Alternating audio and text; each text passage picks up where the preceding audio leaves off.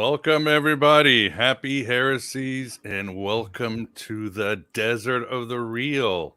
Welcome to AB Live. I'm very excited to have it. Saturday night is all right for fighting, as the song goes, and things are going well. I know Mercury retrograde is ending, and I didn't even know we were in Mercury retrograde, but I think it makes sense, and events would agree. We had one AB Live that has to be rescheduled. We'll do that in March with Robert Bonomo, but we've had to have a couple of interviews rescheduled and other craziness. But we are here and glad everybody's here. Everybody is showing up in the chat room and everywhere else, Facebook, YouTube, and as always, it will be released in audio form in all podcast providers like iTunes, iHeartRadio, Stitcher, and so forth. So tonight we're very excited to be discussing Primal Archetypes. And our guest is Beth Martens, and it is a pleasure and an honor to have her on. Beth, how are you doing tonight? I'm really well. Thank you so much for having me. I spent the day in the bush, which was amazing, and it really got me ready for all this primal energy we're going to evoke tonight. The bush? The bush. What the like wild. in Australia? The Australian? Kalahari? It's what we call the forest in Canada. It's the bush. We'd break in ground. We went off the beaten track, and we had some skidoo people almost shoot us, so we had to pick up and leave one location, but had a nice fire somewhere else. Had a couple of king heroes in tow. Well, they brought me actually, so I felt quite safe. Otherwise, I can't do that on my own. Yeah, you don't want the Canadian version of Deliverance. There's some primal archetypes. Squeal like Canadian bacon. Squeal the like hunter Canadian... and the hunted. Exactly. And it's also always great to have the moon dog, Vance Sachi. Vance, how you doing? I'm here, and I'm looking into my crystal ball with the planets in it. And Mercury is retrograde, I see. I think tonight's the last night for whatever. Oh, thank God. Yay. Kicked my butt this time. Yeah, no kidding. All right. Well, for those of you in the chat, as always, I'm in the private chat. I don't want to be in the private chat yet. Nobody's talking to me in the private chat. There you go. There's the public chat. If you have questions for Beth, please type them in. Throw in a lot of question marks, a lot of caps, and Vance and I will get to them as soon as possible. If you have, what do they call those, super chats you support on YouTube, you will be put at the top of the page. Yes, we will get to you as soon as possible, as always. So awesome. To get started, Beth, interesting. I was looking at our last interview. I think we did it last March, late last March. And then it came out like first week of April. And how has the world changed? I mean, we sort of touched on the lockdowns but you know what I mean? It really hadn't hit us. But a lot of the themes we talked about, overcoming mental health, getting over fear, all that good stuff was useful. And I thought your book was very useful. It was almost perfect timing. I was able to read your book Journey and take some of your courses and really understand your ideas of archetypes. So we want to bolster this, but how has the year been for you since we last talked? It's been wild, both extremes. You know, the worst of the worst happened. I got disowned by my family. Yeah. Wow. Yeah, kind of intense. I remember we were talking in the summer, you were sort of arguing with your sister, but like I have a WhatsApp. I never talk about the pandemic or all this, statistic. You know how everybody's an epidemiologist, or like last week, everybody's an expert on Texas energy and everybody's throwing their statistics. I never do that. I try to stay with a higher level, emotional, spiritual, but I do have a WhatsApp, and my cousins and I go there, and my brothers, and big arguments, but we have a rule in Portugal that there is no disowning. I mean, we're stuck with each other by Mediterranean ancient blood. So we just throw stuff at each other and it's fine. But wow. So how have you done with that? That can't be easy. it made a lot of work for me, I have to say. And, at the same time, it actually has been the best year of my life, probably the best year in my business, the most creative. It was really my solution to the negative that was going on, was to just get into create mode, because I forget to be a slave to anyone in that way. I see my own source, and it comes through me, and I'm completely absorbed in that way. And also with the idea to, what can I do to help people in this time? What do they need from me? What do I have that they need? And so that innovation really keeps me inspired, and at the same time, and I shouldn't say disown, just they don't talk to me anymore, so there was no formal disowning or anything like that. I was wondering if they would. The millions of dollars aren't coming through that you wanted, right? Yeah, exactly. I was wondering if they were going to do an intervention. My family is full of medical people, right? So it was just like they just didn't get me. They were jumping away from me the last time I saw them, and it was, but well, like me, you're not going to deny you're crazy. I wouldn't. That's one thing I won't deny. No, exactly. So it was really just an exaggeration. I don't know if you guys found this as well, but it brought everything to the surface. Anything that was underneath the surface came right up. And so, it was just a more clear, more true, more exaggerated version of the same thing in a way. There's no loss of love on my part. I haven't disowned them. I'd be happy to be in that family again if it works out. We'll see. They keep this pandemic going on and on and on. So I don't know what the future holds. But on the other side, because it was really because I spoke out, and I didn't hide what I was perceiving and knowing and learning. I just came out with it. I thought, if there's ever a time to speak authentically in my truth, it is now. And it brought a whole new family into my world that would never have been there otherwise if I hadn't done this trade. There was an instant big loss in my business, but then over the course of the year, I had people flood in my world and really genuinely need and want what I had to offer. So in that way, it's been amazing. So many connections, so many people I wouldn't know right now. And it's try to take everything as, and this is really the heart of the subject that I have, that everything is an opportunity for freedom. And mostly it's the experiences that don't work out how we want them to is what makes you work the hardest inside, right? So try to stay on that track. Awesome. Yeah, I would agree. It's been an amazing year. As you said, it's been a great unveiling. Not only see how the world really works, but I've known so much about myself, the depths of what I need to work on or how strong I am. It's been very tested. And as much as it's been hard, I don't want it to end. So I don't want to get back into some sort of lull. So, and how would you say, what would be the biggest advice you could give people as 20 is extending into 2021, and there seems to be some sort of weird news every week? I mean, it just hasn't changed. The unveiling continues. The apocalypse continues. What did James True say? The greatest apocalypse ever, because everything is on the table. What would you say? Or people have a lot of fear and uncertainty. What's your advice to people that are struggling right now? Yeah, so I write about this in my book, and there's really only two rules where life is concerned.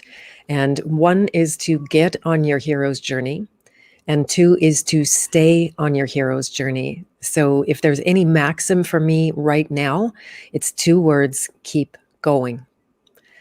And, especially with the inner work and all the people that would be interested in Gnosticism, I have to imagine you're into this. And there will always come that moment, that precipice where things get too hard and it feels like it's not attainable or beyond your control. And many people stop there, and you don't know you're on the precipice. That's why it's something to actually get through. That's why it's a precipice. And what I've noticed is, whether it's spirituality or law or your health or whatever area of life it is, that if you just keep going, and sometimes you have to go slow, but don't stop. That's the killer. That that finishes with your momentum. It finishes with your happiness, and you're just going to have to start up, and you will start up. That's the thing about keep going, is that you will start up eventually. Maybe it's next week or next year or in 10 years. So if you just keep going now, it's way easier. Good advice. What did Winston Churchill say? If you're going through hell, keep going. Yeah. And I know he's mentioning him is very politically incorrect today, but what makes sense. There's something that I don't know who said it, but the quote is, life only happens outside your comfort zone. And I know I can get myself into habits and just, structured. What did poet Caitlin Johnstone said? She's also a great journalist. The opposite of life isn't death. The opposite of life is habits.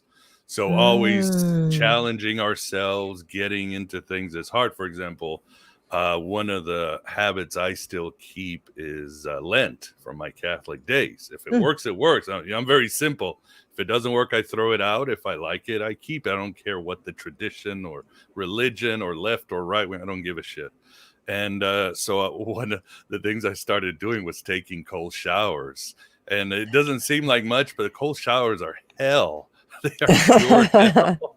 Yeah. I mean, they kick your ass for those 5 minutes, and then for another 2 hours, you're still like shaking. But I said, I'm gonna get out of my comfort zone as often as possible, and I have tried. So that's my advice. And Vince, Amazing. what advice would you have for people in 2020, those who are struggling? What have you learned from all this?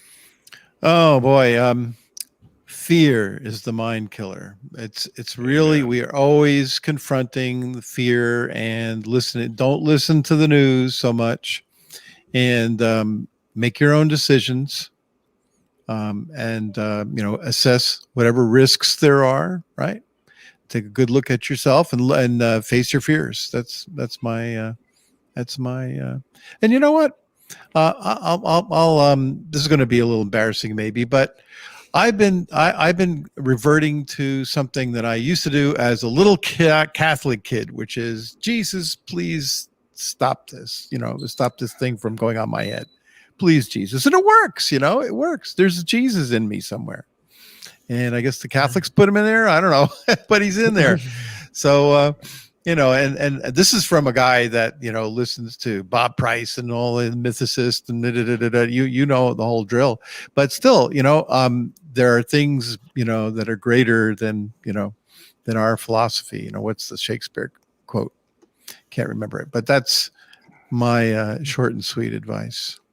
Yeah, it is. And it could be small things. Again, cold shower, little prayer, anything you could grab onto. Yeah, treat yourself, right?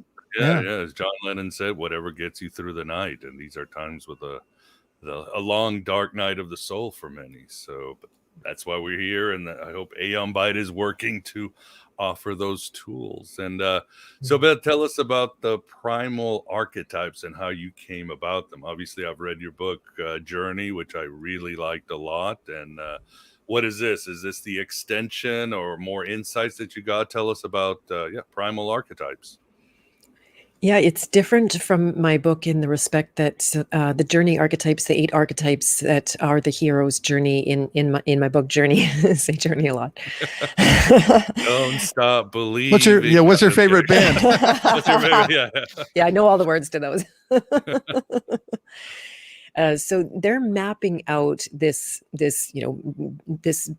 rather large task that we have on our plate in life, to go through not only our own trials and tribulations, but to come out the other side and be of service to others and help them in the ways that you used to be stuck and now can champion for them. So that was the theme of that book.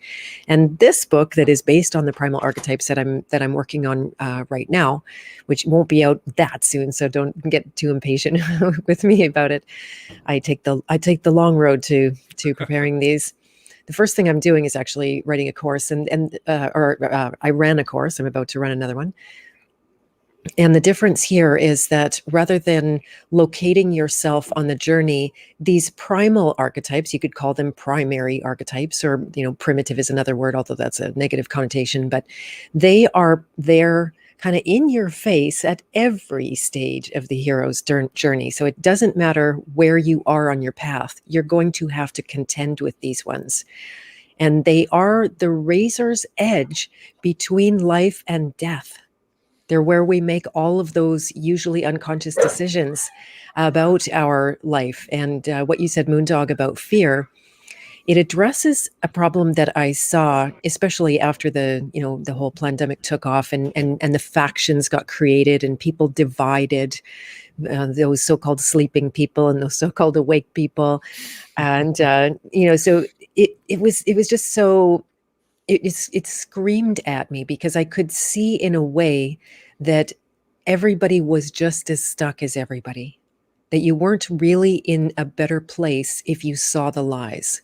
Now, there, of course, that is a door to go through, and that's a precipice that also you must pass through, opening your eyes.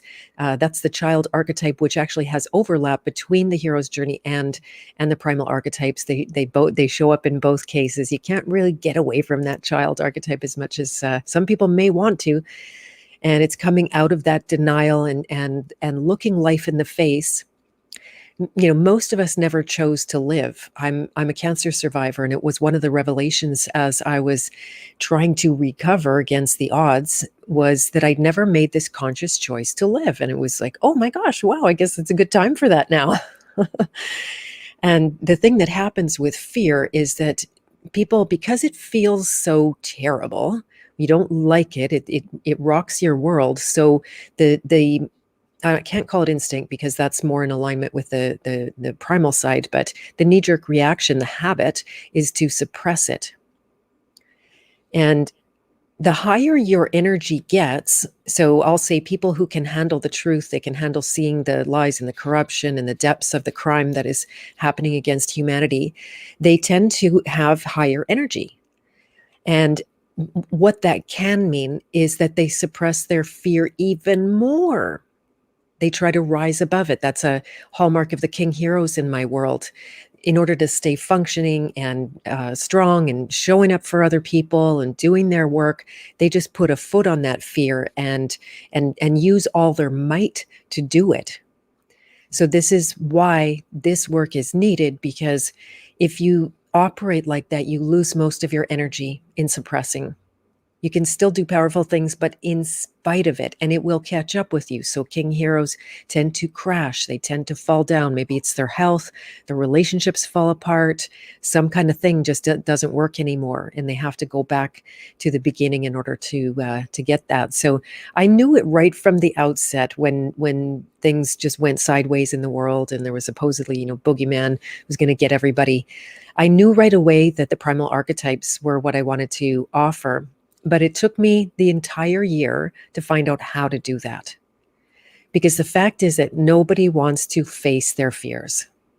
And especially the biggest fears of not existing. Now, your audience actually is so fun because Gnosticism is all about this, looking into that mirror, whether it's life or death or God or whatever, the big questions of life.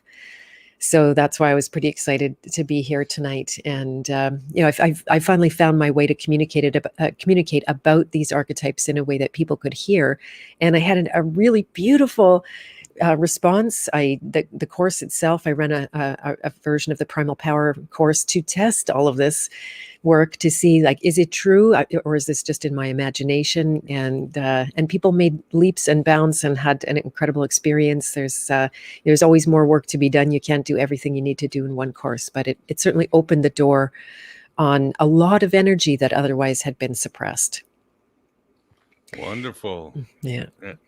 And I think that's it. Nobody wants to face their fear. And for the audience, I will, as a bonus, I will have our first interview last year, where she talks about her incredible journey of overcoming cancer, terminal, only had a few months to live. And she really talks about these challenges, how she came over them and came to be here tonight. An incredible journey, but I'll have that as a bonus. But fear,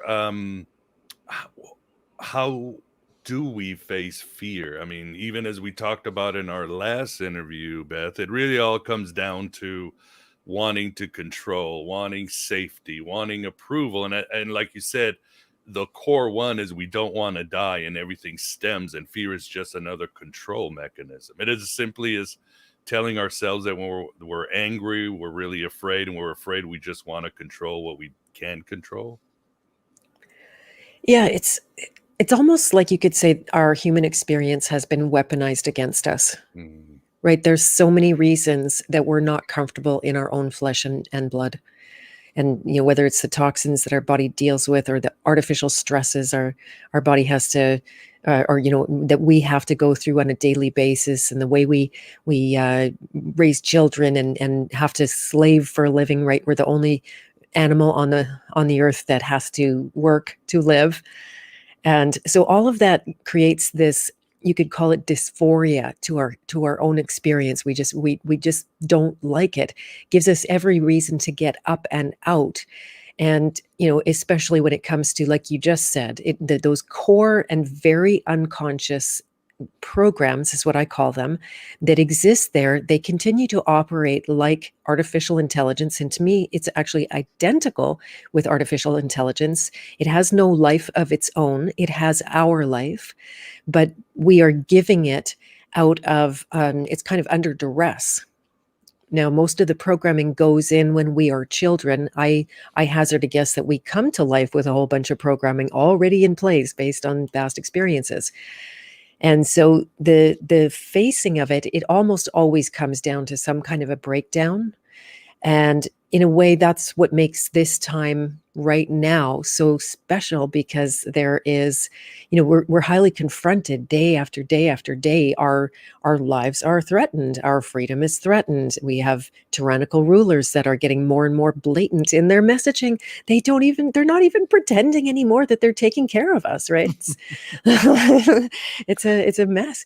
And so it heightens all of that inner experience, and it'll come to a head at some point. It'll say, okay, this has to be dealt with, or the ship is going down. So more and more people are getting to that point, and that's not a good thing. I'm not happy about it, but it gives more and more people an opportunity to look in. It's very few and far between those that will preemptively go, oh, I think I'm going to handle my fears because I just heard Beth Martens say it was a good idea. And that's good. That's amazing if you do it that way. You're doing yourself such a big favor, because it never improves the experience except in one way. And if you are the one driving, say you put out something in front of you that seems unattainable, and you go for it, and you do it, you're going to create a lot of hardship for yourself. Right? Every time I enter into a creative project, it's a pain in my neck. Like, I create all kinds of hassles, and this thing, and you want to blame somebody, like, whose fault is all of this? And I always the fingers pointing here. Well, I did it. I'm the one who decided. And I do have a theory. It seems to be true for me, at least, that when I make my own trouble, then God doesn't have to make trouble for me. Right? So I can be having all of this inner turmoil because of what I've created. But when I look around, it's like, oh, nothing wrong. Nothing really wrong is happening here. Few blips with family and that kind of thing. But even there, not the end of the world, no violence, no true hatred, or maybe a little from a cousin, that kind of thing. So then it brings my stuff up. It just comes pressing up. I have to deal with it. I come face to face with it. And it is actually painfully simple how to get to the other side. Once I consider the human experience to be a door. It is multi-layered and leveled door. There are the parts that we're super aware of in our behavior, for example, on the outside. And then it starts to go, we're aware of feelings, but we're not aware of the programming underneath the feelings that locks them in place. And it's easier to feel any level of, apathy, grief, fear, lust, anger, pride. That's pretty easy compared to feeling a program that's sitting on your shoulder going, you're going to die. You're going to die. Nobody loves you. You're out of control. Right. So when you touch down on that, without some training, without some awareness, you almost have no choice but to suppress it. with all your might. And that's why we are plagued with anxiety and depression. They're very highly suppressed human experiences and the programming underneath them. And, very hard to get out of, and it can go on and on and on. And, it's a disease unto itself. You can see how many people are on medication. But if you can just know that your freedom is locked up in that human experience, every little bit of it, the part you like, the parts you don't like. And so knowing that and getting to that place of wanting freedom more than you want to avoid feeling pain, then you have, or you want something in life. It's so important to you. Maybe it's about your children or your work or whatever it is. And it gives you that courage to go through the experience all the way to the other side, to prove to yourself that it's in the end, is a total spoiler alert, but in the end, what you think of as the worst, because these programs, you actually feel like you're dying when they're running. You feel like you're dying. It's not just that you're afraid to die. It's the feeling of death. We have a memory of that. And so you prove to yourself that, oh, that was just really stuck energy. And as an AI loop going around and around and around, saying the same thing, it was lying to me. And, so that's, you could call it releasing, you could call it deprogramming. It's a transmutation of some kind, taking one energy, and it's still the same energy, but all of a sudden you're high as a kite going like, wow, life's worth living. And I'm interested in doing this all of a sudden. Fancy that. So nice. Very well said. And I remember when I used to suffer from anxiety, there was a technique where you simply play it forward all the way. It could be something like, even the worst case scenario, you don't want to fly, so in your head you've already done the trip, you've gotten TSA has not let you through, or that you were late. It doesn't matter what the worst case scenario, you relive it right there. And if you do it well, you realize, well, it's not that big of a deal. I mean, shit happens. It's just life. But like you said, we're bombarded with these little things all day, and it's death by 1,000 cuts. And but as you said too, Beth, holding into this energy is really a killer. And what I enjoyed about working with you was the idea of how essential release is for people, whether it's the Sedona method or the Eastern Tonglen or whatever you do. But maybe explain to the audience why releasing negativity and what's within you is really essential to not dying early. Well, it certainly doesn't guarantee not dying, because it looks like 100% of the people go through that experience. It's not going to save your life, but it will save the quality of your life, and it will save the purpose of your life and get you on a track that is really a life worth living. But stress, I mean, anything, like you said, not releasing will give you a very short life, physical life. Well, it can suck the life out of you. And that is exactly what was killing me, right? I was suppressing so hard back in 1999 when I was diagnosed with cancer. I was suppressing part of myself that I had demonized. I considered to be a not good ally. And it was like, get away, pushing it down, trying to be a person that I wasn't. And, it took the better part of 9 years to be diagnosed, have this like emergency. I got a do not pass go, do not collect $200 moment. But it was a nickel and dime out of my life. And it comes back to a very simple principle in my eyes, is that it requires energy to suppress. And the short story is, you can go back and like you said, watch the interview where I talk more about it. But I was able to recover from cancer, not because I know how to heal cancer. I still don't. But energy does, right? When in the face of enough energy, you can solve out any problem. And you might see it for yourself, like something that feels totally stuck. Many people say, oh, I'll go sleep on it. And so you get your energy back, which is one way to get energy. It's not actually the best way, believe it or not. Sleep is not always an energizing thing, whereas releasing is. Then when you get your energy back and all of a sudden you go, oh, there's my way around that problem I thought was impassable. And, so energy is the game that we're playing. And if you can do what raises your energy, why releasing and deprogramming raises your energy is because It's free. It goes from operating programs, and whether that's feelings or whatever it is, the deeper underlying programs that you mentioned, the want for safety, control, approval, and then the composite programs like I can't win or you can't win is a higher version of that, or I'm not good enough or you're not good enough. The I'm not worthy. There's the you should hate yourself program, and that can be outward.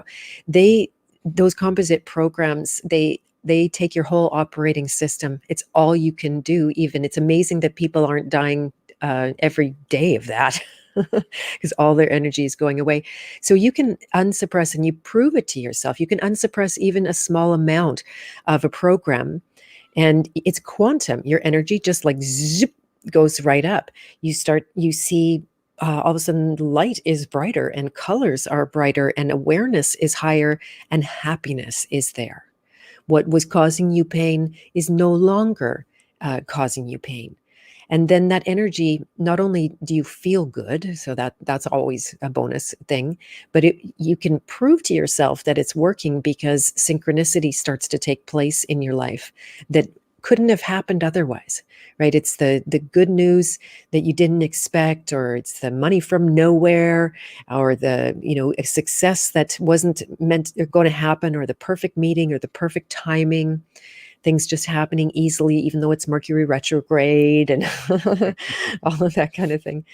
So yeah, it's just all the energy that we need is there. All the power that we need is here. And it's just, how is it being used? We're not generally aware of that. Once you unsuppress, poof, it becomes, I call it God energy, right? God energy, it wants to do good in your life. And it will. Oh yeah, as above, so below, as outside, so within. Yeah, that we have the mind of God, as Paul said, and yeah, we are the mind of God, as the Gnostic said. So there is an unlimited amount of power, imagination that each one of us has. No excuses, no exceptions. I mean, I don't care Exactly. where you are, what your background is, anything. We all can tap into that power. So agreed 100%. And Vince, do you have a question for the audience, or a comment, or? Yeah, here's one that was a while ago. Me on TV Tarot wants to know what your definition is of an archetype. Oh, And good. probably. Yeah, it's and good to ask. Primal archetype too versus other types of archetypes. Okay, perfect. Thank you for those questions, because they're easy to skip by. So I consider archetypes to be not alive, but they are like a lens that the energy of God shines through. And it's what makes each person so unique and unto themselves. Like, I was marveling the other day how God has never duplicated a creature or a being or a tree or a bug, or, I mean, not that we know of. I haven't seen all the bugs, but it's always a unique event. Creation is always a unique event. Now he's only working, or I don't say he, but there's only 5 elements to put together. So it is quite miraculous. And the archetypes are, if you go just on the surface level of it, crap frequency, I love that. On the surface level, archetypes are personality. So that's a very light place, and you don't have a lot of breakthroughs or big insights about it. Your personality, you learn, and then you forget, and who cares about it? And but at the very depths, the archetypes are representing the soul's purpose. So you can go very deep with them. They are not alive. I don't recommend calling on archetypes. If you're going to call on anything, it's the divine. That is the only thing that you can call without calling in demons. I know I've done a lot of the calling work in my past life and had to deal with the demons, and I don't anymore. So that's really beautiful.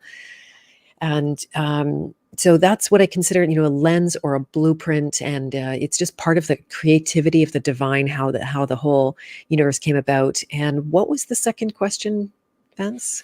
I was just primal Primal perfect. archetypes. How are they different? Exactly. Right. Yeah. So primal being say there will be certain archetypes that are like an immediate family for you. For example, I'm very close with the rebel. Me and the rebel get along like, I like change. I don't mind making a little bit of a stir. I don't mind if people don't like me while they're taking in what I have to say, that kind of thing. It's very close to me. Now with the primal archetypes, they are close to you whether you like them or not. They're in your zone all the time, 24/7. They can be immensely confronting, and then as a result they will be ones that you will suppress even more than others. So primal being they connect up with instincts, and I define instincts differently than people normally do. That it is actually the protection of your soul. What instincts are, knowing that the soul has a very long journey through lifetimes, and it needs to be preserved. It needs to be cared for. It needs to be nurtured and taken forward. The soul can take a lot of hits and damage. It's how I was able to decide not to do a stem cell transplant. I realized my soul might not survive it. It was too much violence to the soul. I would rather die this lifetime and try to pick it up the next lifetime.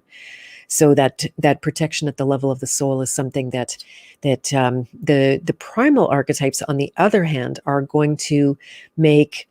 Thank you, by the way, Mind Hack. They're going to make it imminent. Again, they're the razor's edge between life and death. They're always hovering over death. I don't know if you want to start talking about some of the specifics around the primal archetypes.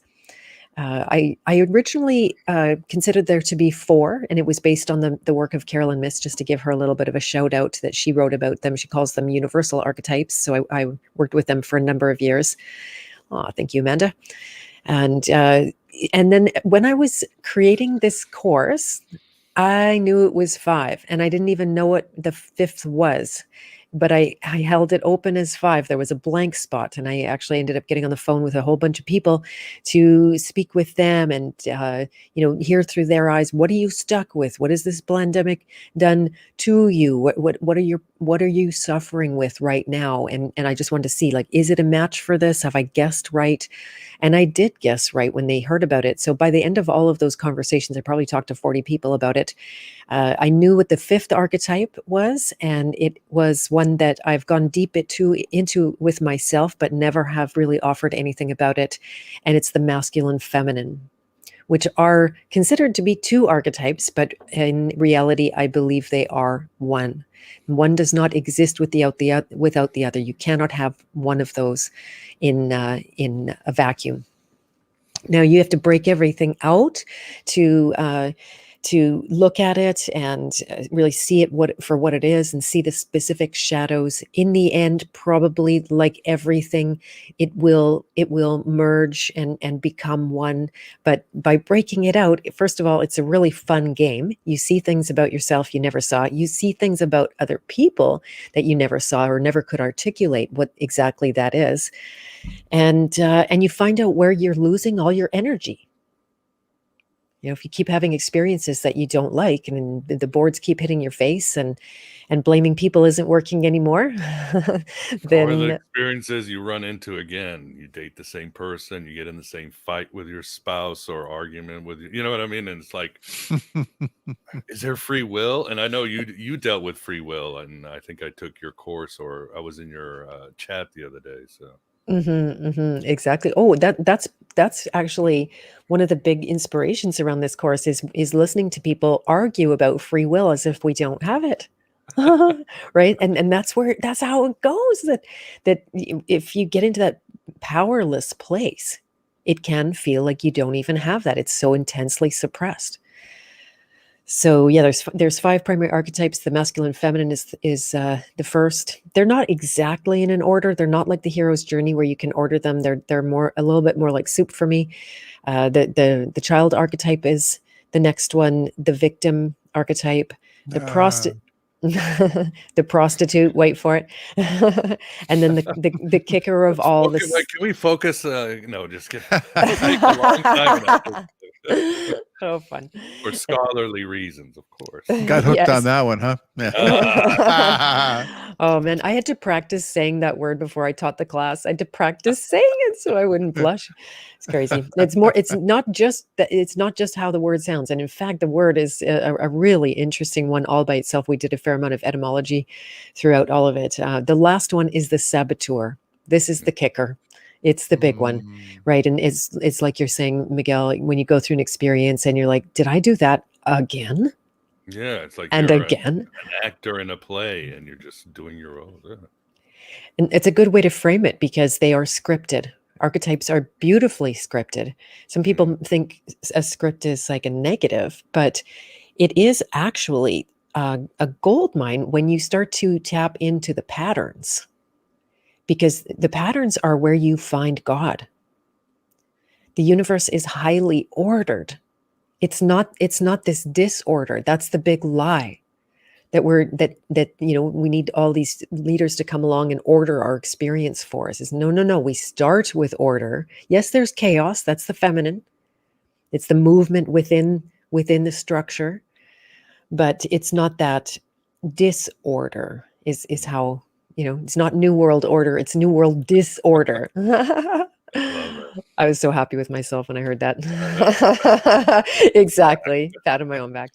Yeah, exactly. So really provocative archetypes, and it's strangely fun to work with them because it's always a discovery. If you have any illusion that you already know yourself inside and out, I don't know. I've never hit the bottom of that, and I keep going. And it's equally as like, oh my God, everybody saw this but me. Which is how is there an algebra of archetypes, like this one plus this one equals that one? Like, king plus saboteur equals deposed victim or something? Oh, interesting. Well, they certainly they don't ever operate on their own. That's what I notice, is that archetypes do cluster naturally, which makes them sound like creatures they're not. But the breaking out of them is an artificial situation. But what that does is gives you a point of entry, and then yes, there's all kinds of combinations. You get even I made one for my my podcast and the work that I'm doing with the King Hero, right? So there's a morphing together of, you could call the hero archetype really is the archetype of all the archetypes. It is the hero's journey, but from system to system, you'll get different people's take on it, and the hero could be its own archetype. I know Carolyn Miss broke it out as just one next to the warrior and the entrepreneur and the the scribe or the knight. It's almost endless, the variety that can be there, and the interpretation as well. So in a way that was so good for me to see, because it gave me license to just follow my own inner experience. But yes, the archetypes definitely work together. I'm not sure about the algebra, the math about it, is if it's an addition. I suspect it's more of a multiplication, if anything, a magnification, one to the other. But yeah, so the breaking out of them, it gives you that place to begin, which is what everybody needs. And that's why I'll say, this work is a gross oversimplification of the reality of what's going on. But if you approached the reality of it, especially at the beginning, then you're going to get overwhelmed and turn away. Yeah. You'll just go, oh, and that's Lost actually in a the shadow. Details. You're lost in the details. That's a shadow of the child archetype, by the way, that one of the primal archetypes is to go into overwhelm and confusion and feel lost. And so all of that will stop you from moving forward and taking steps towards your freedom. So by simplifying it, then it gives you a little place to work. And that's how I saved my life. I had just had one little place to work, but it turned out to be such a huge shadow. I was able to reclaim enough energy to go on and go from dying to living practically overnight. Awesome. And a little house cleaning and announcements while we're sort of at the halfway mark, but this is a lot of fun. For the audience, don't forget, I am offering my voice my Orpheus voice. Morpheus has a good voice too. I love his voice. But if you need any voiceover work, please let me know. I'm already doing commercials, some books, everything, and just trying to expand my talents. As I said, try to live outside, find life outside my comfort zone. That's why I'm doing this and finding Hermes, and just always, and the cold showers, always expanding. So if you need help, let me know. Also, Beth has her program, but don't forget about our program, Finding Hermes, where we meet privately twice a month, and we really get into the authentic Gnostic rituals. We just did the Gospel of Thomas, how to tap into its mystical resources, and we've done a whole bunch of cool topics. I think next month I'm gonna do a presentation on Gnostic sex magic and rituals, so that should be good. Maybe the prostitute archetype will join us. We'll see. Yeah. So practice not blushing, Beth. No, just my presentation. But Beth, you too, you're also going, and I'm not jealous at all. Not jealous at all. But you're going to Acapulco to present this soon, aren't you? Yes, but because Justin Trudeau has canceled all the flights to Mexico and the Caribbean, specifically, I know. You find more Canadians in the Caribbean than you do really in Canada in the winter. we should go there. Yeah, it should be instituted actually for the sake of people's health. So I'm not going to be there in person, and in Acapulco, knowing that many people will get stuck with traveling, are running a part live event and a part virtual event. So I am on the virtual main stage, and I'm happy to announce that I did not beg to have that spot. They asked me to be there. So I thought that was pretty exciting. And so I'm in a way, given the circumstances, I would love to be there 100% in person. But traveling was already intense. I made a trip to New York this summer, and it was crazy, literally crazy. But, I would like to go. I still kind of hold out for the possibility that maybe, Justin's going to let up on something. We do put a lot of pressure. Send him a jar of blackface as a present. Maybe then he'll be happy. Yes. Okay, you can go, Beth. Okay. Yeah. Oh, exactly. But still, that's great that they ask you, because, I mean, you got some heavy hitter. Well, it's Acapulco, which is wonderful, but you got people like Mark Passio and Larkin Rose and Michael Malice. I mean, you've got the crazy anarchists and magicians all down there. So you're in great company, and you're going to be doing the primal archetypes, what you're talking about now. Exactly. Yeah. How to uncover the full force of free will is I don't know if I got my talk exactly, but that's the theme of it, talking about these archetypes and how to, again, back to maybe a thought I didn't finish early on is when I saw how actually stuck the truth community can get. You hear people talking about like, oh, I'm going to be so happy when everyone dies of VACCINS, or you haven't heard that. You must have better friends than I do, but you can easily get into that place of, it's really anger and pride. It's a nasty mix of feeling like you're right and you're superior, you're above people because you know what you know, and you bought cryptocurrency long in advance, or whatever the deal was.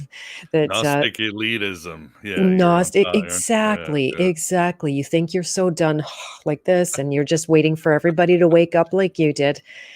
And it's just a big lie. It is you're not further ahead, because here's the reality of it that I tuned in with this year is that the level field is, the playing field is level. 100%. It doesn't matter where you are on the evolution of your path or your journey. I don't care how much work you've done. The work you're doing is identical to another person that may be quote unquote in low energy or not awake by your standards. The higher your energy gets, the more invisible your problems become. You don't have outward circumstances blowing up in your face. You can easily think that you've arrived. And it's again, it is just the furthest thing from the truth. So when you get stuck there, you basically have given yourself that same position as the person you consider to be in low energy. You are just as vulnerable to being taken down and not really producing. Like, you can see over the course of the year, people are, every day I've got groups and they're sending me new videos, and the frequency has gone down. So that's good to see. People aren't on that same thing, but they thought if they just watched the next video, that they just saw the next lie, if they just caught the next little bit of evidence against some leader of some kind, that was going to bring them somewhere. And so that's why I realized that I needed to help those people see their stuckness. Now, this was, I'll have to say, it was like, on the marketing level, it was a major feat. It was a major feat to be able to communicate and get this message across in a way that leaves people with their dignity. It's not to take it away from them. It is a power to look at the truth. You're not stuck in that child shadow of denial anymore. So you've come somewhere. Absolutely, not to take that away, but again, to keep going and to get to real freedom, not just superiority and high energy and feeling good about yourself. Go all the way so that you can see the human experience is there to be gone through. It doesn't matter if you like that experience, it's still to be gone through. It's still got programming underneath it. So I love it. Love it. And for your presentation, can the general public see it or pay for it, or is it a closed system within the conference? For this one, you do have to buy a ticket. And for anybody that wants to look into it, you can just visit anarchapulco.com. And I have a code Beth10. If you put that in, you get a savings. So it is a paid event. It's behind closed doors, so to speak, but it's incredibly worth it. It's 4 days of, like you said, Mark Passio and James Corbett and, all these heavy hitters that are showing up and have done so much work and have just so much to share. So cool. Should be fun. Fun. Hopefully one day I can go. Highly recommended. I was lucky to be there. I was presenting last year in person, so I have a picture of what it looks like. I know it's nice. Yeah, we should all move to Acapulco. Absolutely. Yeah. Well, I was actually for the audience too. I want to move, so I keep putting it out. Good places to move. I have a lot of friends who live in Mexico because I live there, and obviously I'm still very connected with the Hispanic community. That's never changed because I grew up in Mexico. So I'm always like, I want to move to Acapulco or somewhere, and they're all like, no, too violent right now. So oh, really? Your friends are saying that? Yeah, a lot of them want to move up here. So I tell them stay out of the big cities because those are getting very violent right now. Chicago has just turned into a war zone. Oh boy. What are you going to be expected? So it is. And just look for somewhere there's no news, someplace that's never in the news. The null zone. Of course, it might be boring, but what can they'll ruin it. They'll ruin it. They'll find a way to. My joke is Wyoming, go to Wyoming. Wyoming's never in the news, right? Well, yeah, I think it's Frank DeVita. He lives there in, I think, Montana, Wyoming. And yeah, it's God's country, if you know what I mean. It's just gorgeous, but the winters are pretty intense. So, yeah. How about you, Vince? Any questions from you or the audience? Well, got one for Beth from Stephen, which is, I believe, Mark. And could you talk about the role of dreaming in your work? That's a good dreaming. One. Yeah, it's a good one. Archetypes, dreams are basically made of archetypes. That is the content. That's how you get those characters and those events and those symbols. So, if you're one who remembers your dreams, it's not me generally. I will go through seasons every so often where I'll have a big flood of dreams and I'll remember them. And then I'll go a lot of my life where I'm not really remembering my dreams at all. So I haven't tapped into working specifically with them, but I think it's really the same as your waking life. You're dealing with the same elements. The psyche is always trying to solve out the problem of who you are and where you are in the process. I believe that the dream world is no different. It is highly symbolic all by itself, that you can wake up from that dream, and it does point to the dream that we're having right now in our so-called waking state. And I've even experimented a little bit with releasing the waking state, because I have a history of insomnia, which I'm fairly lucky to have kicked most of. Every so often it rears its head, but the pandemic, after that, I slept like a baby. I don't know what that was. There was some kind of a strange. It should have been the opposite. Yeah. But yeah. So, but I learned to let the waking state go, right? Because we think maybe releasing is limited to feelings and programs, but when you think about it, like it's all an experience. We really have nothing else than that. And so I thought, I wonder if I can let this waking state go. And I can literally depixelize that waking state. And for a time, I was able to put myself to sleep that way. Then I got hip to my own tricks, and it didn't work after a while, but I still, it's amazing how you notice it. I'm sure in fact, you and I, Miguel, have talked about it. You need to refresh and find new tricks, because you become numb to them, and they just simply don't work like they used to. Your cold shower won't be that big wake up call at some point, and you'll be happy.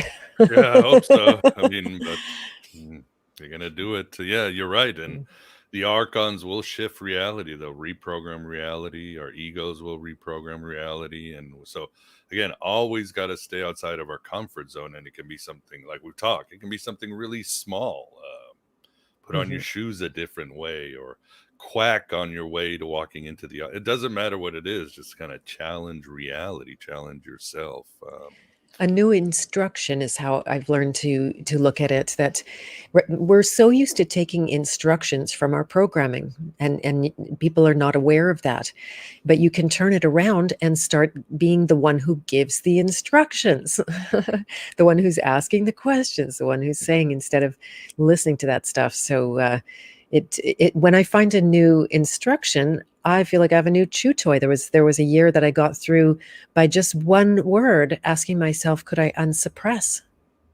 And that word, it was a miracle. It was like, whoo, that stuff would come up. I know how to get through it from there, and it would be gone. I could even let go of hiccups by saying the word unsuppress. No.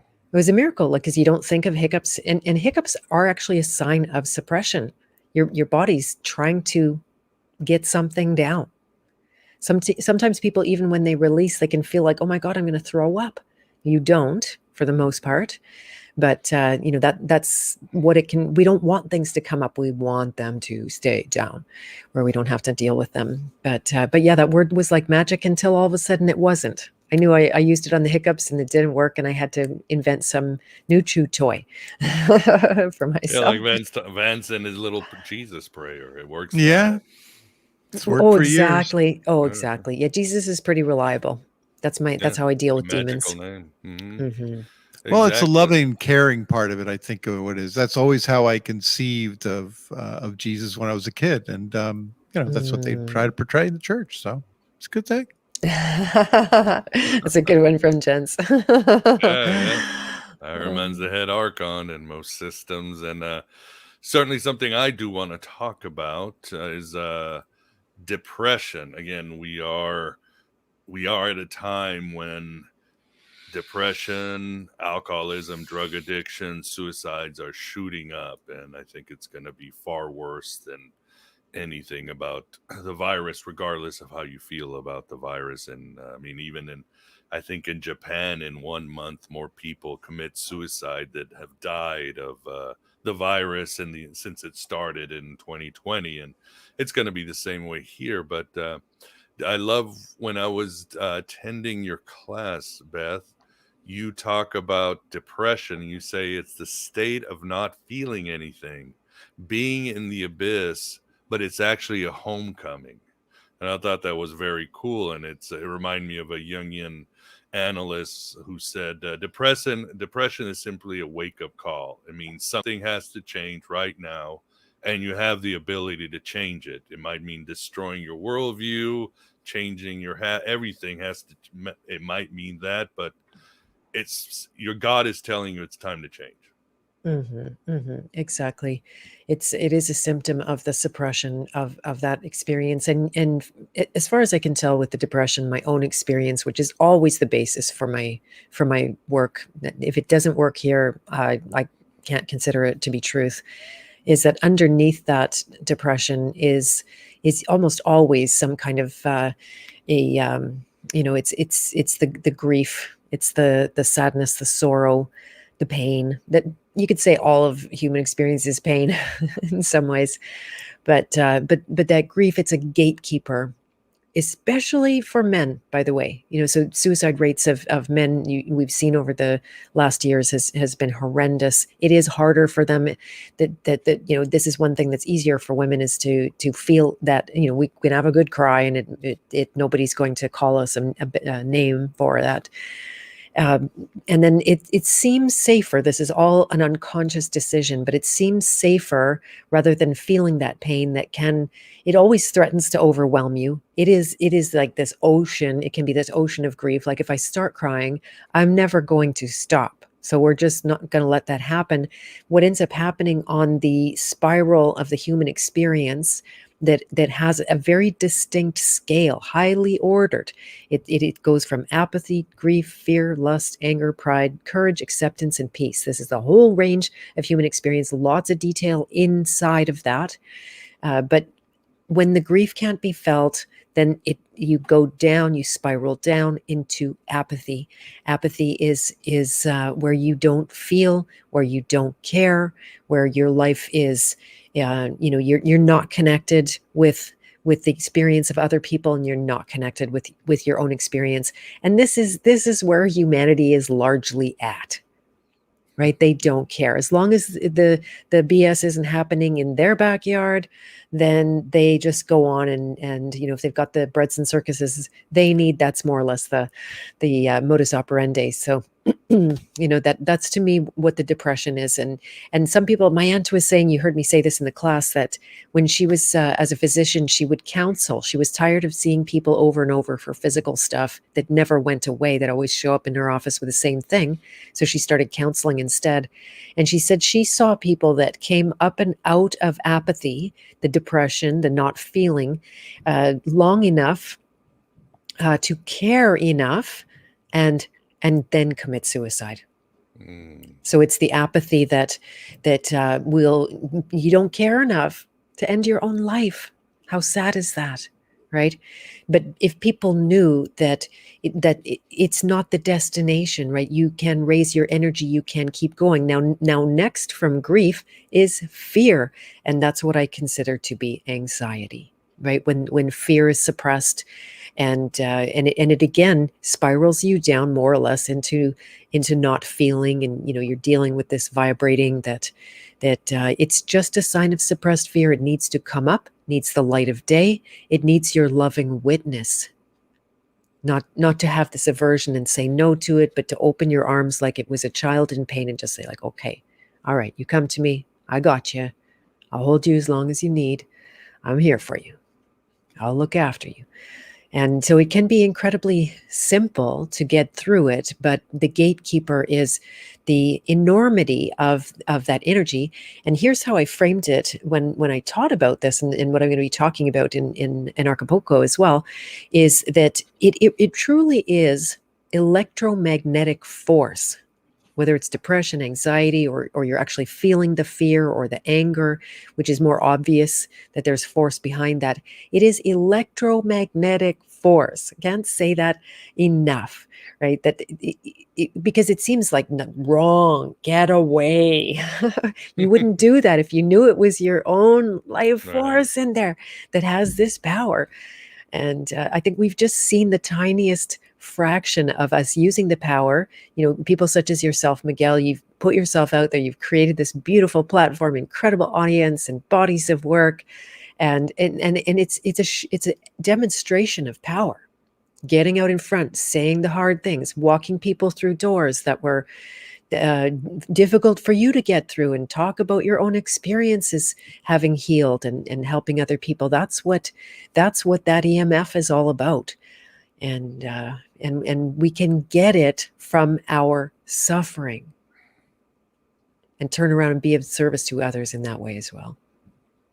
Well said. Yeah, and sometimes when I've done things, it's not out of some brave or inspiration. It's I feel the fear, and I'm like, the only way is, again, tackle it. Try go outside your comfort zone and just these are the best times to do it because all the rules are gone, everything's being lifted up, so it's a great time to be a spiritual anarchist, a Gnostic. That's what they were. To know, to experience, to just let it all hang out.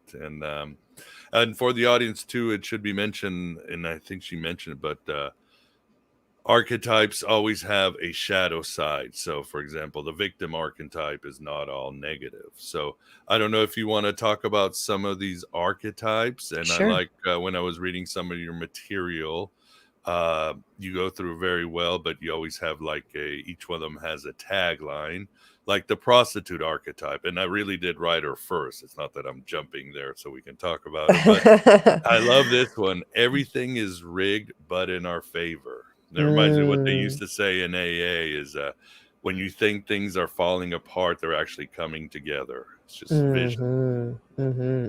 Exactly. Yeah, the prostitute is a really interesting one. The word prostitute actually means a strong stand. It's the same root as stature, to stand strong. So it kind of, in a way, got it. Now that's not the archetype; that's the word. So you got a different dynamic going on there. But there is part of that, and it gives you the clue about the awakened side of the archetype. So that's another thing that, in case it's not obvious, every archetype has its full capacity for shadow and awakening. If you have the awakened version, you have the shadow. If you got the shadow, you have the awakened version. You cannot separate the two out. And the prostitute has enormous power. It is about faith, right? When you have faith, there's no need to prostitute yourself. And this is not just about sex, although of course it does includes that people sell their bodies for a living, that kind of thing. And there's nothing actually really inherently immoral about that, unless it is a loss of energy and a harm to the being one way or the other. Then you're in that dark realm. But it's getting out of that place, and to me, this is so poignant for us right now because we're all going to be asked to sell out, right? Like, oh, you can keep your job if you do XYZ harm to yourself. Oh, okay, I'll do that harm to myself so that I can feed my family, and it seems noble. It seems like you have to do that. Or, I hear my son, oh, mom, just take the VICCINS. You're hurting all of us. Like I'm preparing this worst case scenario to release for myself, right? That we're going to be asked to do things that are completely out of integrity. It might even come, if biblical predictions are correct, it will come to the point where we have to choose our life between our life and our integrity, and have to walk in that faith, knowing that your life is eternal and that your creator is got your back no matter what. So it gets you up against a really powerful wall. And you can see that, say, with Hollywood and people in the limelight, they actually had to sell out. They had to prostitute themselves. They had to go outside of their values and their morals. And that's how they keep them controlled. You do one little thing outside of your now this is not comfort zone like you're talking about, but like literally outside of your soul's own code. And then you have to do the next thing, right? They make us wear one mask, and then it's two masks, and then it's the whole box of masks, right? And so they just keep upping the ante and saying, oh, wait till we get the VICCINS. I don't want to get your channel taken down.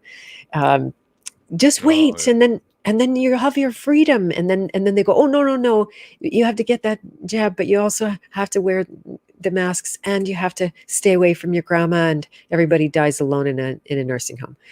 So the call on, you think the shadow prostitute will think, okay, well, I've done that, I paid my dues, and now I can just get on with my life. It's not like that.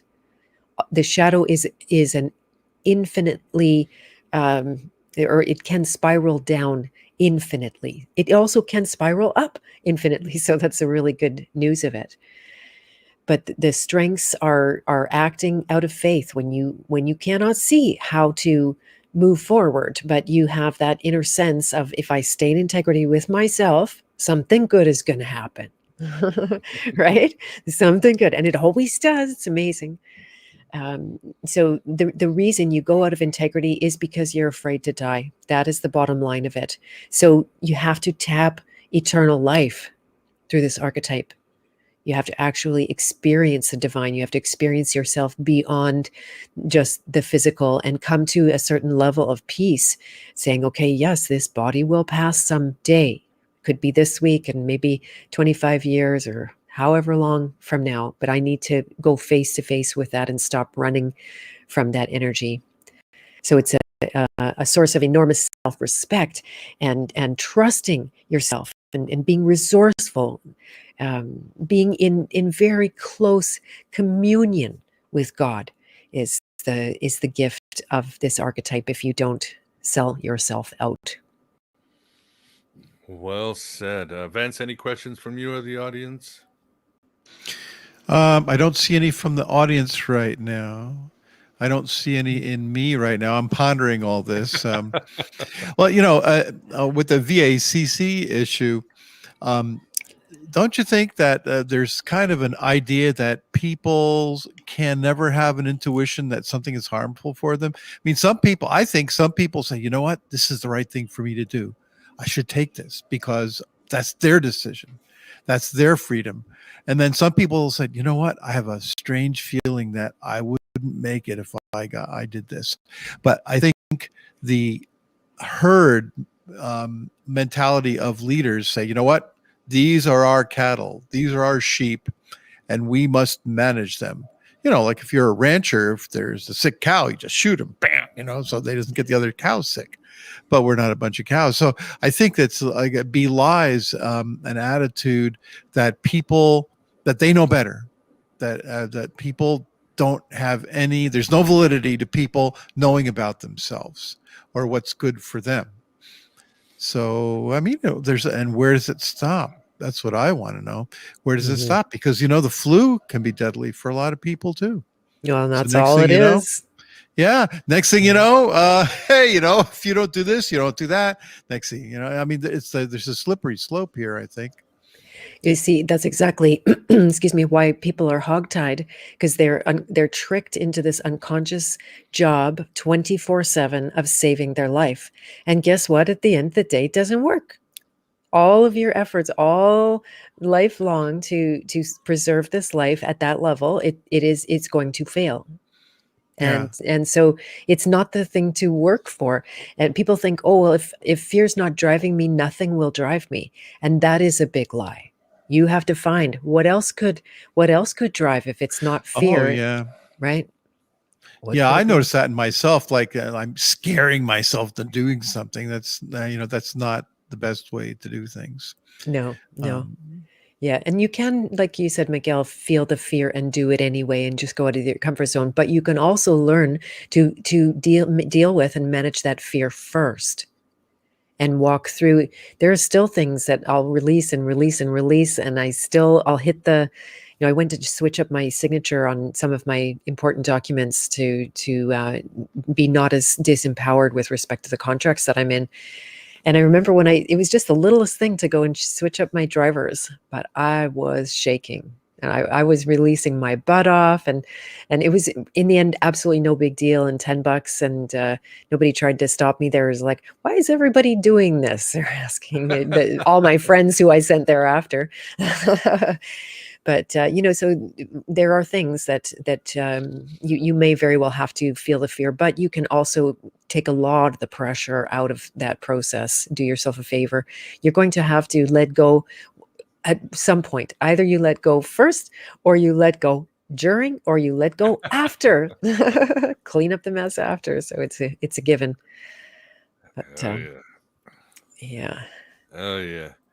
All right. Any other archetypes you want to talk about? I'm looking at some of the work here, and what about the victim? Yeah, I was just gonna ask that because again, that's Oh, yeah. such a loaded word. Exactly. Highly weaponized against us. And that's what I discovered about these 5 archetypes, why they are about now, why it's so relevant. And so this is where you find people basically falling in love with the perpetrators out of safety. When you're very deep in the dark victim side of that shadow, you're going to look to the people abusing you for your safety. You're going to abandon any self-responsibility whatsoever. You're going to be like a bug on your back with your belly exposed. In the darkest, there is the addiction to being victimized, because that proves that your power is not inside yourself. It is a certain kind of power over others. It's a manipulation when you are sacrificing yourself that way. Now, this all happens unconsciously. Nobody makes these decisions. As soon as they see they're making them unconsciously, they're like, huh, okay, let's stop doing that. But there's also a higher place of the victim to get to, as we talked about. And it's when you turn into the perpetrator, when you wish people harm, right? Like again, how we heard them, they call people the mask tards, and they're so stupid, and why don't they wake up, and they can't see, and what's wrong with them? Like all this awful, though, you are then the perpetrator. You are victimizing these people. I had to finally come around and because it was a big question to me, why can't these people see it? Oh my God, this is so obvious to me. But they're traumatized. They are traumatized with fear, whether it's of a beer bug or the deep state or whatever it is. It's trauma. And so you can't hate on them. That doesn't help them. I know I tried a little bit of that. It's like, nope, doesn't work to make them feel bad and attack them for their perspective and perception. So that's where the victim is really slippery. So, most people in the truth world don't suffer the low energy side of the victim where they're just the bug on their back, but they will suffer being the perpetrator because it feels so much more powerful to be that person than it does to be the bug on the back. And then so to truly come into power with this victim archetype is about radical responsibility. And assuming responsibility for things that you think abused becomes the abusers. Exactly. It's just that cycle. Exactly. And so by assuming responsibility for things that are not technically your responsibility, you didn't cause it, you didn't do it, it's not your mess to clean up. Why would you? And that is to me an enormous path to freedom and feeling your power and having results in your life that are unprecedented. When you just say, oh, this is all my doing. In fact, that is the name of the book that is going to come out of this. It's I Did It. Whatever it is, I did it. And it's a tall order. Yeah, Owning it. everything.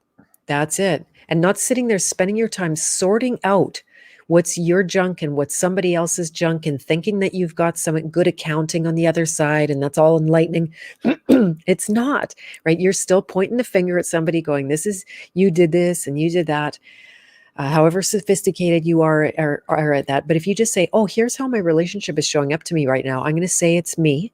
I'm going to do the inner work, and you can work miracles in relationships and situations and conflicts that you think are not yours. So the number of times I've been able to resolve something by just working here, that person transforms before my very eyes. Yeah. So yeah. The street clean, as they say. Exactly. Another key point of the victim is about authority. And I went deep into that word and just looking at, no doubt your audience isn't new to this, but it is about authoring your experience. And I had some really exciting conversations with Benjamin Balderson on the alchemy of all of this and what happens in the cerebrum, which is a wax-like substance. In fact, the brain is. I've been reading if you're not familiar with it, the Zodiac and the Salts of Salvation. And it describes in detail how the electricity, say, of the divine or God or that spark of life, it is etching in the brain, right? That's how we end up with our patterns, or maybe that's how the patterns, I don't know, maybe at some point you actually can't describe and explain this, but it's the way that our experience, we are authoring our experience. Mhm. Now, if you're in the shadow of the victim, you are authoring your experience. You just don't know it, and you have no sense of benefit or happiness from that. But if you turn around and you go, okay, yeah, I got all this time on earth, and what am I going to do with it? What am I going to create? What am I going to, what is this experience that I'm going to be making? And there's nothing more powerful in a personal way that leaves you not feeling like you need to go out and externalize and get on top of somebody else and push somebody else around and tell them what to do in order for you to feel powerful. You just feel powerful because you are the author. Nice. Well said again. Again, sorry to cut you off, but again, it's the run from death. That's the victim is always running from death. And from the shadow part, it feels like we are equally as afraid of our power, probably more afraid of our power than we are of being powerless. Right. Why is that?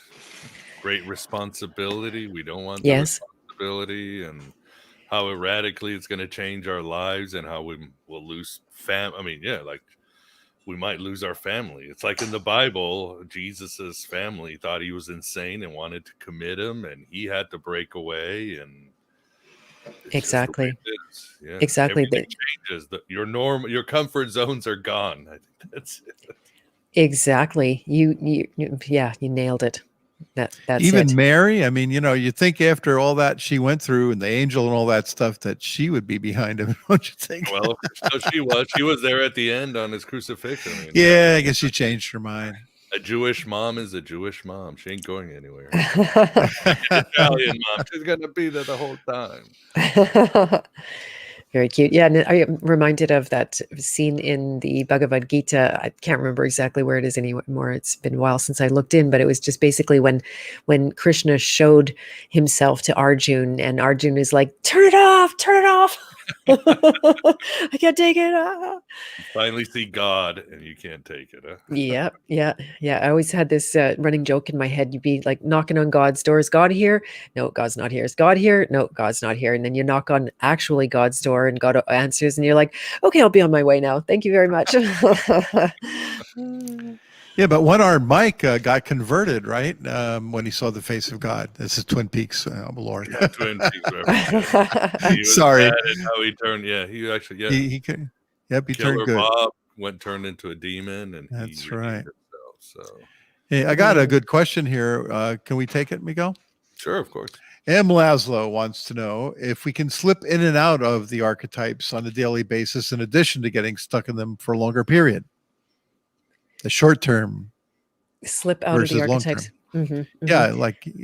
Yeah. Okay, I'll take that one little piece by piece. I don't think we can slip out of our archetypes.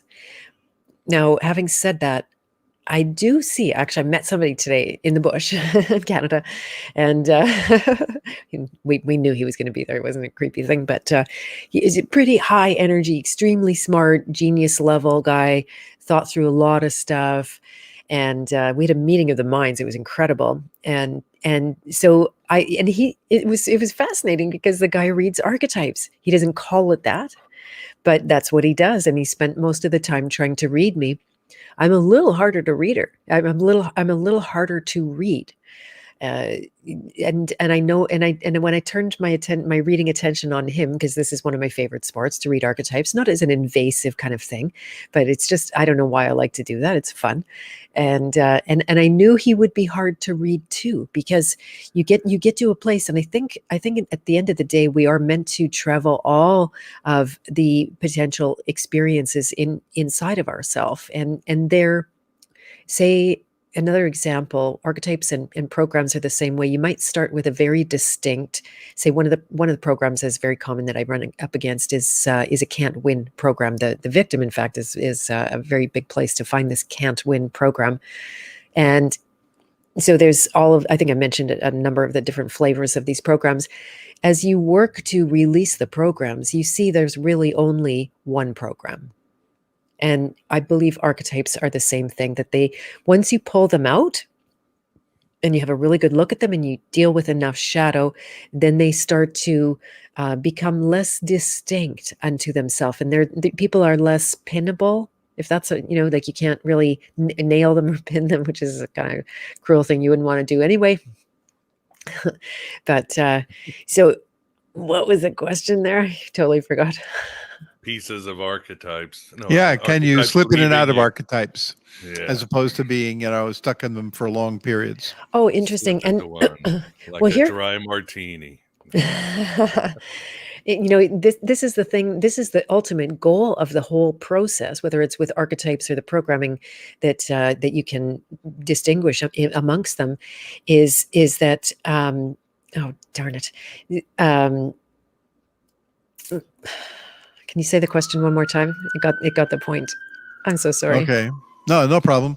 Yeah, slip in and out of them. I got them. Right. Okay, so yes, that you start being the one who runs the programs. Now, you always ran the programs. That was always the truth, but you have no awareness of running the programs. It's happening unconsciously.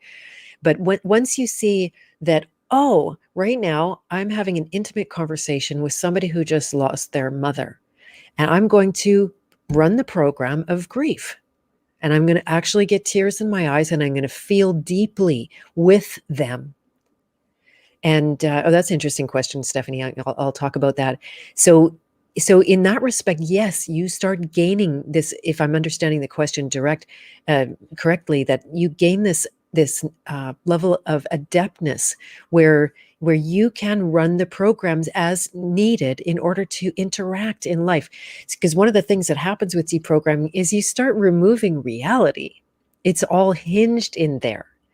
And I remember Lester Levinson, who created the one of the release processes that I use a lot. He was talking about, like, it was almost impossible for him. He sat on a rock for like 18 years after he fully awakened. There was nothing to do. There was no one. He didn't need to talk to anybody. There was like nothing. It was just, he was in Arizona sitting on his rock, and that's all. And then so he discovered that he needed to use the programming, and he needed to be able to interact and actually have a life so that he could help people. Ultimately, that's what he did. And what was that second comment that just come up? I'm blowing my own mind. An archetype. Yeah, I'm managing the questions here while you're speaking. The same person that asked a question about slipping in and out wanted to know if the archetypes are like patterns. Absolutely. It is a game of pattern recognition. Very simple. It's beautiful. We watch children do it. They delight in it. And those patterns, I think I said this already, they can seem like your enemy, but they really are your path to freedom. So when you discover a pattern, it's amazing. Like, for example, if you have a program running, if you find it in one area of your life, say you see it come up all the time in maybe romantic relationships, then you can guarantee you're also going to find it in your health and your career and the way you deal with money and your spirituality and your purpose and all of that kind of thing. So once you've discovered how something, like how you do one thing is how you do everything, basically. Now that seems like a curse that you found that, but actually then you found the keys to the kingdom. Now you've identified it's not between you and all those situations anymore. It's between you and your programming. It's extremely empowering. I mean, it's overwhelming like reading the label on your CD before you put it in the player, right? It's, oh, wait a minute, I'm about to put this CD in the player. I don't want to play that right now. That's right. You have so much more choice. So much more choice. Exactly. Sure. Which is another archetype we could talk about. Yeah. Yeah, that happens to me. Sometimes I'll hear, I hear the echoes of my mother or my father in my head, and like a second later, I'll hear myself saying them. And so I discovered that I can stop myself from doing it if I don't like it. If I don't like, especially with my son, if I'm going to say, if I'm about to say or scold him and say something my father would say, wait a minute, that's what my father would say. This is not what I want to say. So throw it out. That's brilliant. That's amazing. Yeah. Yeah. Those are victorious moments, right? And nobody knows it but you. All you because it's a thing you didn't say, right? But, of course, that's not always true. I don't always manage to catch myself, but Well, and that's where you can start to go, because you can suppress yourself from saying the words. You can't suppress ultimately the programming. Like it won't be pushed down. It's always going to push up. So by saying, okay, here's the tendency. When I think of my son, I always want to talk like my father. It's going to bring up these feelings in me. Look underneath, because you can deal with feelings. That would be a very, very slow boat to China. You don't have the, you can't make enough progress over a lifetime, and you won't see huge results. Everybody will let a feeling go, and then they have this thought that, oh, it came back. I let that anger go, and here it came back. But if you go to the level of the unconscious programming, then you can take the roots out. And you will get to a place where you no longer even think to say that thing that your dad would say, and you won't have to suppress it anymore. That would be nice. Easy for me to say. First time he comes out in my dreams. He used to yell at me in my dreams, but he's not doing that anymore. Oh, wow. My grandma used to say her husband would show up and yell at her in her dreams as well. I'm like, oh, darn, grandma, That, so Can't even get away there. My God. Exactly. Yes. So there was another question there. I didn't remember. Oh, there was one that, do you ever consider astrotheology in your observations, or consider natal charts? So, do you do anything with astrology, astrotheology, etc.? Right. So the astrology is all archetypes. They are all archetypes. Now, I've never done a deep dive. I've never become adept at astrology at all. So I just like it. And it depends on the vehicle it's coming through, the person who is doing that reading and interpreting, and what do different things mean. I've been kind of damaged by astrologers at times too. They program you, literally tell you something. I'm still letting go of something they said about my son when he was born, around his constitution, everything, and that you don't need to know. But so, yeah, if you're looking for the places that you're unconscious, it is a beautiful system. It's full of absolutely Libra, Venus. Yep. And It's you all could ask there. the same question about tarot too. What do you think about tarot? Yeah, same all thing. Of the I Ching, it's ways of you communicating with the archetypes. Just find out what works for you and go for. I like the I Ching in the morning. It's worked well for me. So. Beautiful. Yeah, it's a way to access unconscious energy, because unconscious means unconscious.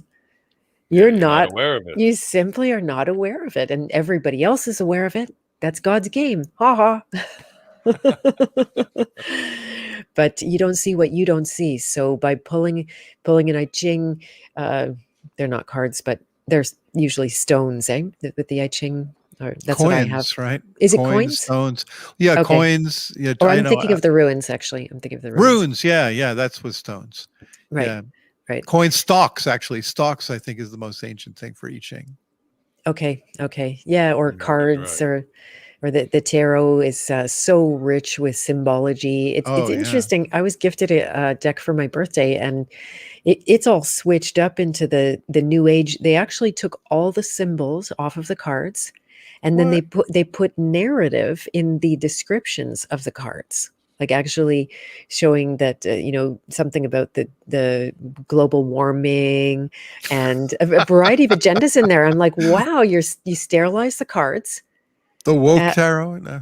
Yeah, exactly. It's a very beautiful, alluring box, like gorgeous. It was a gift from a friend, which I'm very grateful, but it was amazing. I'm going like, holy crap, it's all agenda. So yeah, they're all archetypes, they're all symbols, they're all vehicles for consciousness, for going deeper, for knowing yourself. It's know thyself, and when you came on my show, we talked about it's also know thy place, that you can see where you belong in humanity, because that's we're never here in a vacuum. We can't do one thing on our own. It requires all kinds of people to do one life. Yeah, I would definitely agree. Awesome. Well, we are to the end. Beth, let the audience know where to find about you and your work. And as always, I will have it in the show notes. But for those who need audio, let them know. Okay, I will. So I have a free gift at my website, and it is 9 power hacks. So this is something that if you want to get a little bit of a taste about, just little things that you can do in your life. This is not the deep deprogramming, but sometimes if you just get a little bit of energy, you can do something different in your life. You can break a bad pattern or whatever it is.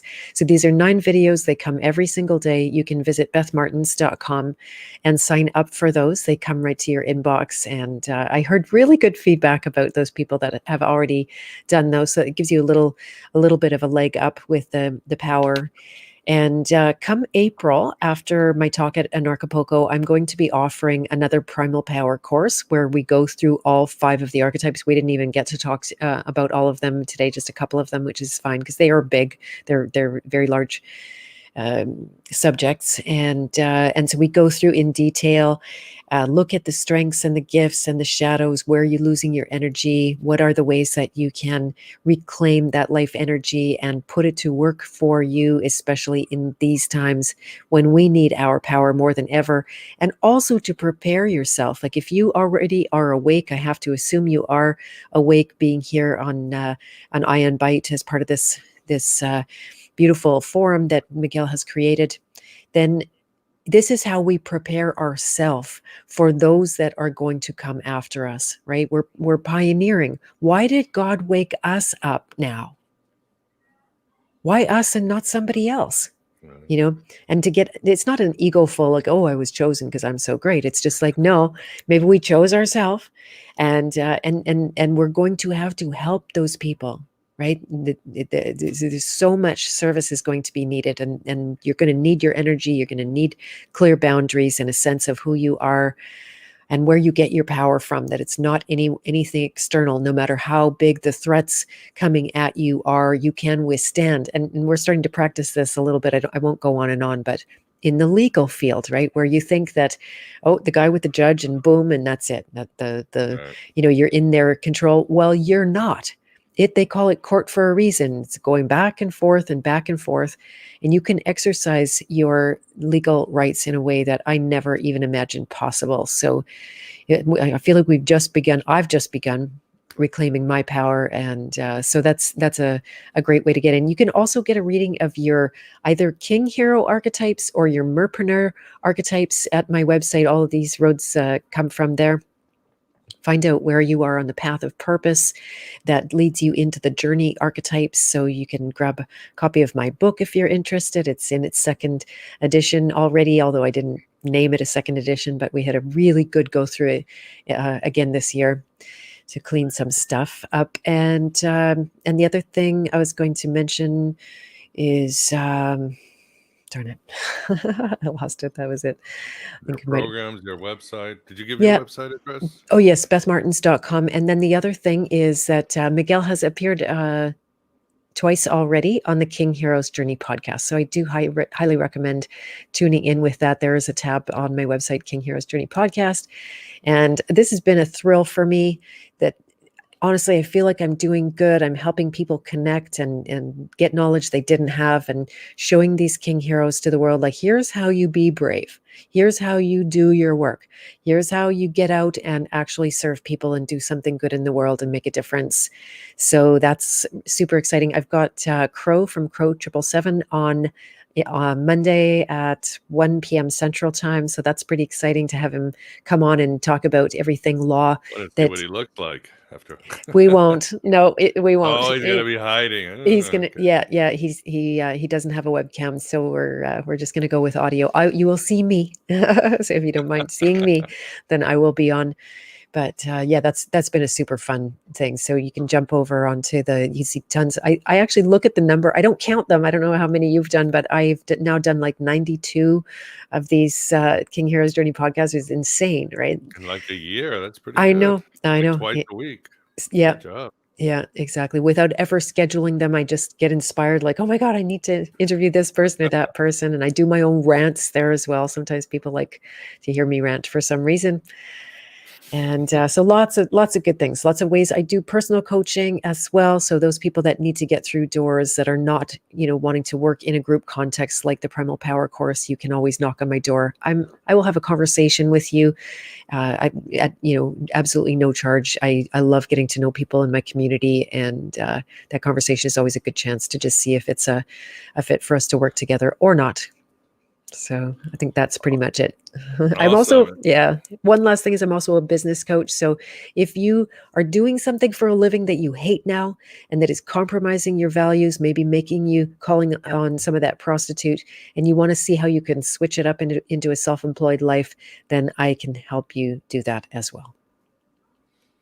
Wonderful. And as mentioned, I will, for patrons and AB Prime members, I'll have the second part of our first interview where Beth really gets, it's more focused on her life experience, the cancer, death, how, she built her ideas throughout history. So it's it's very inspiring, very personal part of our interview. So definitely check it out, and also goes on the other archetypes too. But we are at the end. Vance, thanks for being here on this archetypal journey.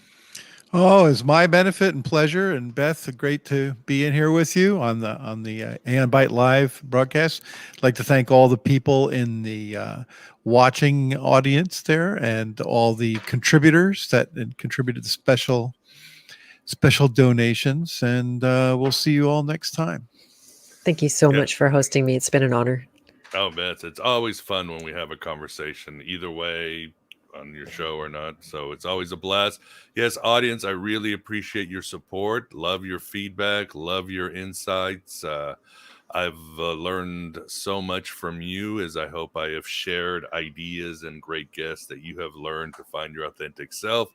Beth is 100% right. Each one of us is a hero, and it's time we start realizing this and reach our potential, because that's how it really is. That's a fact. It's a cosmic law, and let's get over the illusion, the matrix, the programming, and all that other bullshit. Divided we stand, together we rise, as I say. So thank you very much, everyone, for being here.